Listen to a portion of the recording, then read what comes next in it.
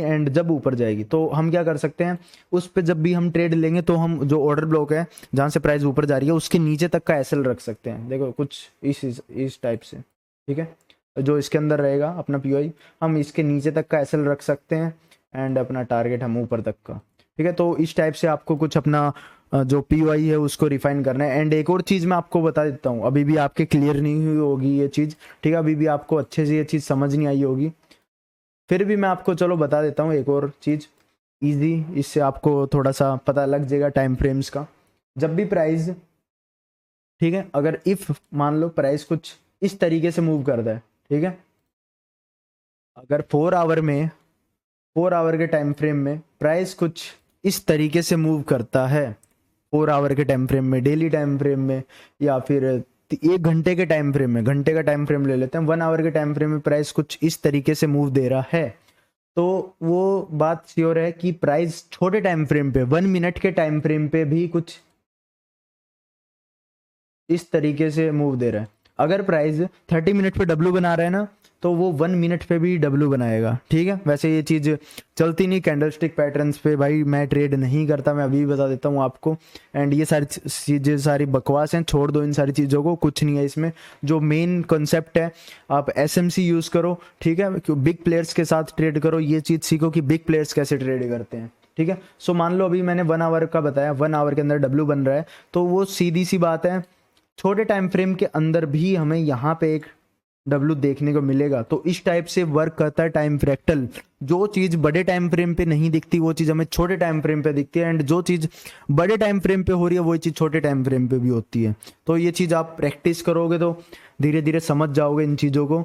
And I hope आपको इस वाली क्लास में अच्छे से समझ आया होगा कि हम रिफाइन कैसे कर सकते हैं अपने ऑर्डर ब्लॉक्स एंड इनको। तो चलो, तो एक और मैं आपको एग्जाम्पल दे देता हूँ, ठीक है, एग्जाम्पल मैं आपको एक और दे देता हूँ। चलो जीबीपी यूएसडी में चलते हैं, जीबीपी यूएसडी में आ चुका हूँ मैं, थोड़ा सा पीछे चलते हैं यहाँ पे, ठीक है। ओके, सो गोल्ड में चलते हैं। गोल्ड में अभी जैसे कि आपको पता होगा, लाइव स्ट्रीम पे कुछ दिनों पहले मैंने लाइव स्ट्रीम पे ना एक ट्रेड बनाई थी, एंड बहुत सारे बंदे भाई उस ट्रेड का ना रीज़न पूछ रहे थे कि भाई इस वाली ट्रेड का रीज़न क्या है एंड क्या कुछ है, तो आप बताओ हमें, ठीक है। सो मैंने यहाँ इसकी स्ट्रक्चर मैपिंग की एंड मुझे पता चला कि प्राइस एक अच्छा डाउन ट्रेंड फॉलो कर रहा है, ठीक है, प्राइस एक बढ़िया डाउन ट्रेंड फॉलो कर रहा है। एंड अपना इसमें क्या था, प्राइस ने क्या किया, इस वाले पॉइंट पे एक स्विंग दिया, ठीक है, 1 मिनट, ठीक है, इस वाले पॉइंट पे प्राइस ने क्या किया, एक स्विंग दिया, ठीक है। अभी डाउन ट्रेंड का हमें आईडीएम पकड़ना है, आईडीएम किस साइड पे हो रहा है, ठीक है, आईडीएम मान लो प्राइस क्या कर रहा है, ऊपर गया नीचे आया, एंड इसने क्या किया, इस वाले पॉइंट पे इसने इसका प्रीवियस स्विंग ब्रेक कर दिया, ठीक है, इस वाले पॉइंट पे इसने इसका प्रीवियस स्विंग ब्रेक कर दिया। सो इसको मैं आईडीएम ले लूंगा एंड मेरा जो लो वाला पॉइंट है, लोअर पॉइंट, वो आ जाएगा, ठीक है। अब यहाँ पे मेरा लोअर पॉइंट आ गया क्योंकि इसने इसका प्रीवियस हाई ब्रेक किया है, ठीक है। तो यहाँ पे मेरा आईडीएम हो गया। आईडीएम के बाद मुझे एक चीज़ पता है कि प्राइस अपने पीओआई से गिरेगा, ठीक है, अपने स्विंग के पीओआई से गिरेगा। सो मैं इस वाले पॉइंट पे देखता हूँ तो एक ऑर्डर फ्लो भी है, ठीक है, इस वाले पॉइंट पे मैं अगर देखता हूँ तो मेरा एक ऑर्डर फ्लो भी है पूरा, ठीक है। ऑर्डर फ्लो के अंदर मुझे छोटे टाइम फ्रेम पे जाके रिफाइन करना है चीज़ों को कि प्राइस कहाँ से गिर सकता है। वो चीज़ मुझे कैसे पता चलेगी, 15 मिनट पे गया मैं, ठीक है, 15 मिनट पे जाके मैंने ये देखा कि 15 मिनट पे कुछ क्या कुछ दिखा रहा है। 15 मिनट पे जैसे ही मैं जाता हूँ तो मुझे एक और चीज़ पता लगती है कि इस वाले पॉइंट पे कोई पीओआई नहीं है जहाँ से प्राइस टैप हो।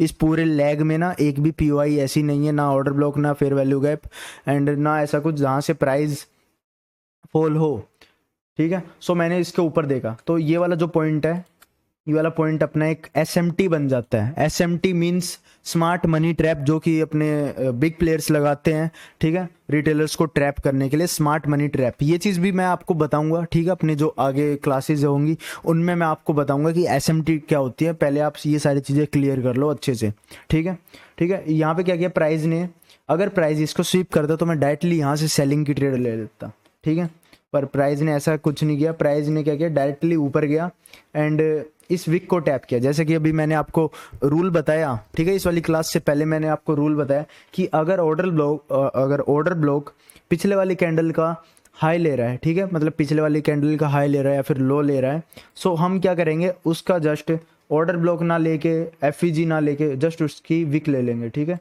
जस्ट उसकी विक को मार्क कर लेंगे। सो प्राइस क्या करेगा, विक को टैप करेगा एंड फिर एक बड़ा सेलिंग देगा, ठीक है। सो यहाँ पे जो मेरा टारगेट था वो कहाँ तक था, मैंने ये ट्रेड भी ऑन स्ट्रीम ली थी, ठीक है। मैंने एसएल देखो मेरा कितना एसएल रखा, एसएल देखो कितना मेरा इस चीज़ में प्रॉफिट हुआ, एसएल मैंने कितना छोटा ले लिया इस चीज़ में, ठीक है। यहाँ पे देखो ये मेरा, मैंने एक पीओआई मार्क किया, एसएल मैंने जस्ट इसके ऊपर लिया, इस पीओआई के ऊपर मैंने मेरा एसएल ले लिया, जस्ट 15-17-16 पिप्स का मेरा एसएल बना। एंड जो मेरा टारगेट है, ठीक है, टारगेट देखो आप कितना आ रहा है, ठीक है, जस्ट जो मेरा टारगेट है वो बॉस तक का 1:10 तो मैंने यहाँ पे अचीव कर लिया, ठीक है।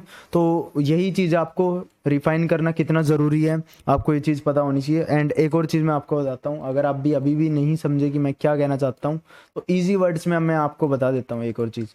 अभी मान लो 4 आवर्स के अंदर, एक मिनट,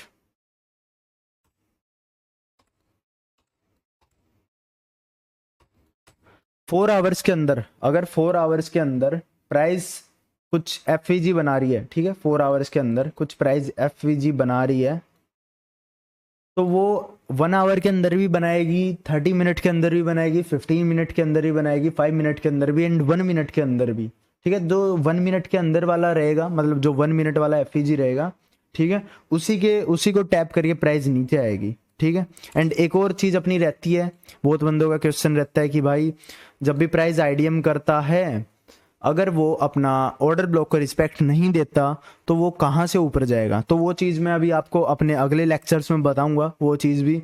सो एक बार आपको एक मैं नॉर्मल सा रूल बता देता हूँ, ठीक है, नॉर्मल सा अगर मैं आपको रूल बता देता हूँ, ठीक है, अपना कौन सा ऑर्डर ब्लॉक काम का रहता है, कौन सा ऑर्डर ब्लॉक अपना काम का नहीं रहता, वो चीज़ भी मैं अभी आपको बता देता हूँ, ठीक है, एक मिनट।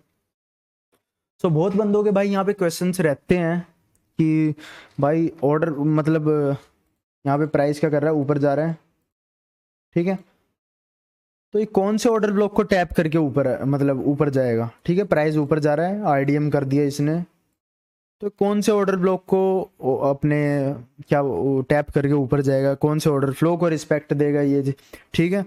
तो वो चीज़ हमें देखनी है, तो उसका भी क्या सोल्यूशन है मैं अभी आपको बताता हूँ, उसको हम कैसे देख सकते हैं कि अपना आईडीएम के बाद प्राइस कौन से ऑर्डर ब्लॉक को टैप करके ऊपर जाएगा एंड किस ऑर्डर ब्लॉक को मार्केट रिस्पेक्ट देगा एंड किस को फेल करेगा, ठीक है, वो चीज़ अभी हमें देखनी है यहाँ पे। सो प्राइस क्या करेगा, जब भी प्राइस ने यहाँ पे आईडीएम किया, इस वाले पॉइंट पे प्राइस ने जब भी आईडीएम किया, सो प्राइस क्या करेगा, उसके जो उसका नीचे वाला पीओआई रहेगा, या तो प्राइस वहाँ से डायरेक्टली ऊपर जाएगा, अगर प्राइस उसको तोड़ देता है, ठीक है, तोड़ देता है उसको, प्राइस उसको तोड़ के नीचे आ जाता है, तो नीचे वाले जो ऑर्डर ब्लॉक्स हैं उनको प्राइस कुछ भी रिस्पेक्ट नहीं देगा, ठीक है, जो नीचे वाले, इस चीज़ को समझो मैं क्या कहना चाहता हूँ। अगर प्राइस अपना ऑर्डर ब्लॉक जो उसका जहाँ से उसको उठना चाहिए, वैसे ये चीज़ कम केसेस में होती है, पर फिर भी आपको बताता हूँ ज़्यादातर केसेस में क्या होता है, 80% प्राइस अपना जो फर्स्ट पीओआई है उसको लेके ही ऊपर चला जाता है। एंड अगर प्राइस इसको ब्रेक करके नीचे आ जाता है, ठीक है, और इन चीज़ों को रिस्पेक्ट नहीं देता, इस वाले अपने फर्स्ट ऑर्डर ब्लॉक को रिस्पेक्ट नहीं देता, एंड यहाँ पे आप बोलो कि भाई बहुत सारे ऑर्डर ब्लॉक एंड अपने बहुत सारे पीओआई बनते हैं, सो प्राइस किसको रिस्पेक्ट देगा।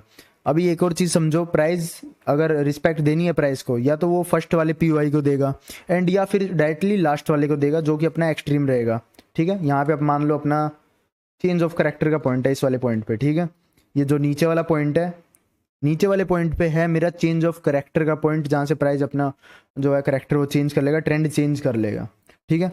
या तो प्राइस इस फर्स्ट वाले को रिस्पेक्ट देगा, फर्स्ट वाले से ऊपर जाएगा, एक मिनट, ये फर्स्ट वाले से प्राइस ऊपर जाएगा, ठीक है, या फिर डायरेक्टली लास्ट वाले से ऊपर जाएगा, एंड ये बीच वाले प्राइस क्या करेगा, बीच वाले पे बंदों को ट्रैप करेगा, बीच वाले जो अपने इतने पीओआई रहेंगे इनसे क्या करेगा, जस्ट एक नॉर्मल सी बाइंग दिखाएगा, ठीक है, मान लो प्राइस नीचे आ रहा है, जस्ट एक नॉर्मल सी बाइंग दिखाएगा, फिर उनका एसएल, फिर यहाँ से थोड़ी सी नॉर्मल सी बाइंग, फिर एसएल, एंड जो अपना ये एक्सट्रीम ऑर्डर ब्लॉक है, अपना एक्सट्रीम पीओआई रहेगा, extreme order block and FEG, उसको टैप करके प्राइस ऊपर जाएगा एंड फिर अपने बॉस तक के टारगेट देगा, ठीक है। सो इसमें हमें क्या एक और चीज़ पता लगी कि जो बीच वाले पीओआई रहते हैं वो अपने किसी काम की नहीं आते, बीच वाले ऑर्डर फ्लो या फिर कुछ भी यहाँ पे बनता है तो उनको रिस्पेक्ट नहीं देगा प्राइस, एंड जो अपना रिस्पेक्ट देगा तो जस्ट फर्स्ट वाला एंड सेकंड वाला, ठीक है, सेकंड वाला ऑर्डर ब्लॉक एंड एफईजी या फिर अपना लास्ट वाला, उनको रिस्पेक्ट देगा, ठीक है। बीच वाले अपने किसी काम के नहीं रहेंगे, तो इस चीज़ को भी आप नोट करना,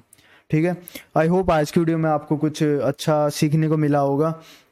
एंड अगर आपको कोई भी डाउट है तो आप पूछ सकते हो डायरेक्टली मेरे से कांटेक्ट करके, ठीक है। अगर आपको कोई भी डाउट आता है तो enough for the day. I hope आपको कुछ अच्छा सीखने को मिला होगा, ठीक है। ये चीज़ मुझे क्यों बतानी ज़रूरी थी, ताकि भाई आप अपना जो एसएल है वो छोटा ले सको एंड आपको पता लगे कि प्राइस कहाँ से उठता है, अगर उसको ब्रेक करता है तो कहाँ से ऊपर जाएगा, ठीक है। आज ये चीज़ मैंने आपको बताई है, ठीक है। या तो प्राइस अपने फर्स्ट वाले पीवाई को रिस्पेक्ट देगा या फिर लास्ट वाले, ठीक है। यही चीज़ है मार्केट में अभी, ठीक है, जो जिस पे मैं खुद भी ट्रेड करता हूँ। एंड इसके अलावा भी बहुत सारी चीज़ें हैं आपको बीच में जो भी रहेंगी, एसएमटी रहेंगे, ये SMT means smart money trap, ठीक है। उनके बारे में भी मैं आपको भी अपने एडवांस कोर्स में बताऊंगा, उनके बारे में वो कैसे वर्क करते हैं, तो उनको भी आप देख सकते हो, ठीक है। जल्द ही वो भी हम अपलोड कर देंगे। तो in for the day I hope आपको कुछ अच्छा सीखने को मिला होगा एंड मिलते हैं अपने अगले लेक्चर में।